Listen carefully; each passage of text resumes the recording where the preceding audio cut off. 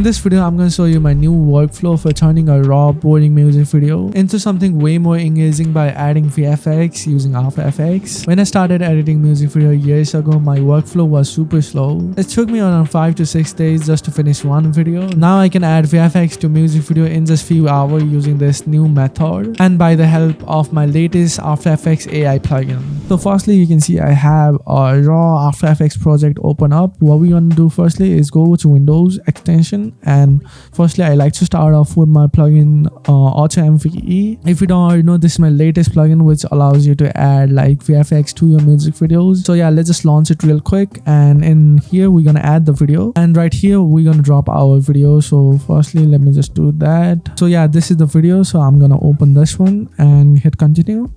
And right here we're gonna drop our song. So for this, the mp3 file is not necessary, so you don't have to like have a mp3 file of the song. You can just drop your mp4 by going into some more options, and where it says mp3, select it to all files and just select your mp4 format right here and hit open, and you can see it is added right here. Then we're gonna hit continue, and in the genre we're gonna set it as street rap because it is a street rap video. This is actually really important. So if you are in a street rap video, go for street rap, or if you're in drill, go for drill, or yeah, if you are in dark, go for dark. You get the point. So for me it's street rap, but make sure to go with your vibe and what your video is about.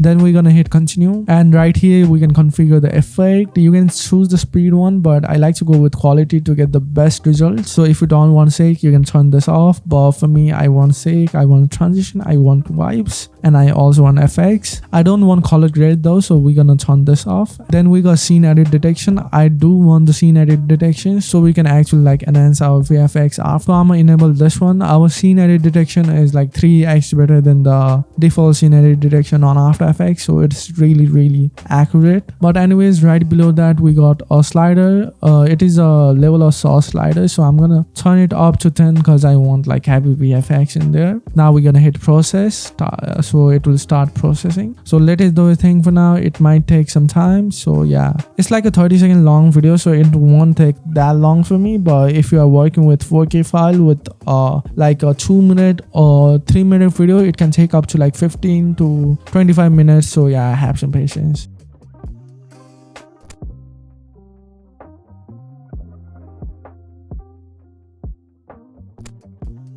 So now I see it's done. It took me around like 2-3 minutes of process time, which is pretty good. But yeah, for you it can take a while according to your video. So yeah.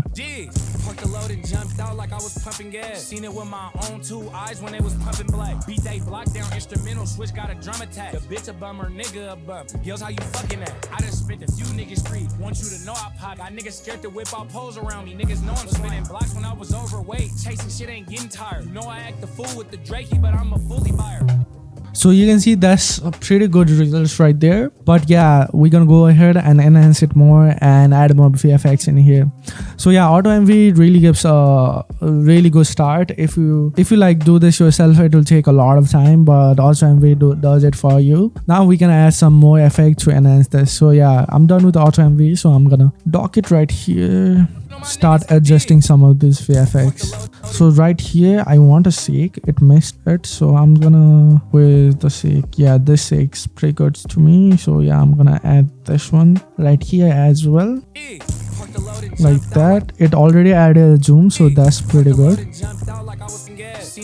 In this scene I really want to add like a speed ramp, so I'm gonna pre-comp this and add like a Twixter, or you can use like a time warp. For me, I like to go with Twixter, and I'm gonna set it to 200. It actually doesn't do like a speed ramp and shit because it is obviously really glitchy. Like speed ramps are really glitchy, so yeah, to avoid like a lot of glitch and problems, we didn't add speed ramp. So yeah, I hope you understand. But anyways, that's a pretty good speed ramp right there. And what we're gonna do do is at the end we're gonna bring it up again, so something like this. And I'm gonna add a null right here and add a bigger zoom, so hit the stopwatch in the scale and just zoom it in. And then I'm gonna use another extension called flow to add this graph in here, so it is like really smooth. Yeah, that looks smooth for me.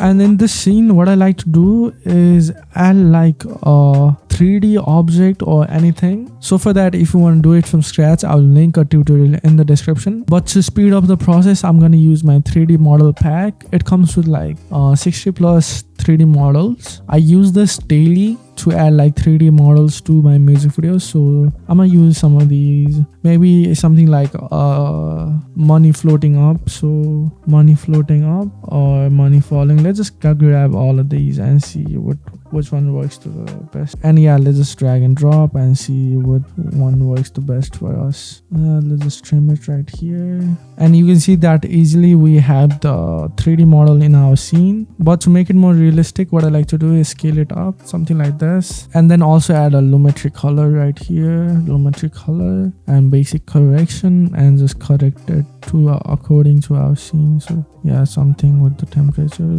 matches with our scene much more. Then after that, what we can do is add a camera lens blur, and we're gonna hit the stopwatch and firstly make it blurred out like that, and as it ends we're gonna lower it down to 0, so right there. And we're gonna do the complete opposite in our clip, so we're gonna add a camera lens blur and bring it up at the end frame, so we're gonna bring up the value, so something like this, and we're gonna hit the stopwatch, and in the first frame we're gonna lower it down to 0, so it looks really realistic. As you can see now, it looks crazy realistic. In here I like to add another transition, so maybe something like a wipe transition right here. Maybe not this wipe, maybe this one. I'm gonna drag this one right here, so we have some kind of wipe transition. Yep, that looks perfect. And actually in this scene we got a lot going on. So firstly, so in our bit we can hear a lot of like snares going back to back. So for that, what we're gonna do is duplicate our clip, and then we can speed it up. So we're gonna hold Alt in our keyboard and just speed it up in the snare part, and just right click it and just pre-comp it real quick. And right here we're gonna add a RSMB to add some motion blur and bring up the value. Oh shit. And bring up the blur amount to 1 and also the sensitivity. Then we're gonna add a posterized time and make the frame rate something like 12, and it will create this really cool speed up effect right here. It doesn't look good because the RSM value is too much, so maybe something like that. And lastly, in here we're gonna add a hue and saturation and lower down the saturation accordingly, and with a curve, and make a S curve in here.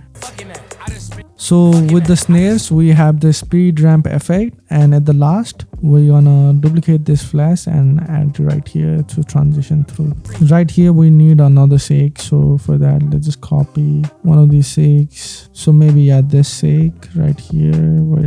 Where was it? Yeah, some right here. We're gonna add the sake right here, and this transition is not accurate, so we're gonna go to here and just adjust it right there.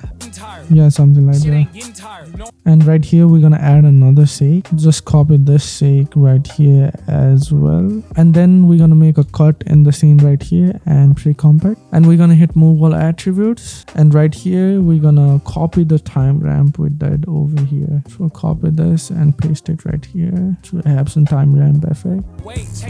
And right here we can add a text as well, so bring it out, chasing shit, and then we're gonna add a hue and saturation in the background and lower down the saturation, and then add a optical glow on the text, something like that. Maybe we're gonna make it all caps so it looks cool. We can add a shadow also, and then with this some kind of blurred overlay, so maybe this one. Yeah, maybe this one right here. Yeah, maybe something like this with a blurred overlay. Looks cool. And at the top maybe an adjustment layer with a curve or something like this, Lastly, we're gonna pre-comp it all and add a scale keyframe to top it all off. So bring up the scale, and we're gonna add a tight graph from flow right here. Yeah, something like that. So yeah, this way you can go ahead and adjust your VFX and do it accordingly. This method is really useful because like it does all the boring stuff, so we can like focus on the creative way. In few adjustment, our effect is already looking super cool. So yeah, this way you can like edit your whole music video really efficiently. Even if you have some of my other pack, you can combine it here, something like 3D titles to make 3D titles, and also essential effects to add more VFX if you need. But yeah, this is how I do VFX in 2026 using my AI plugin. But if you want to check out our entire masterclass on how to edit music video start to finish from sequence to VFX manually, I'll leave a 40-minute masterclass in the screen right here. You can check it out and master music video. But if you like this video, please consider hitting the like button and also subscribe to the channel for more videos like this. But I'ma see you on the next one. Peace.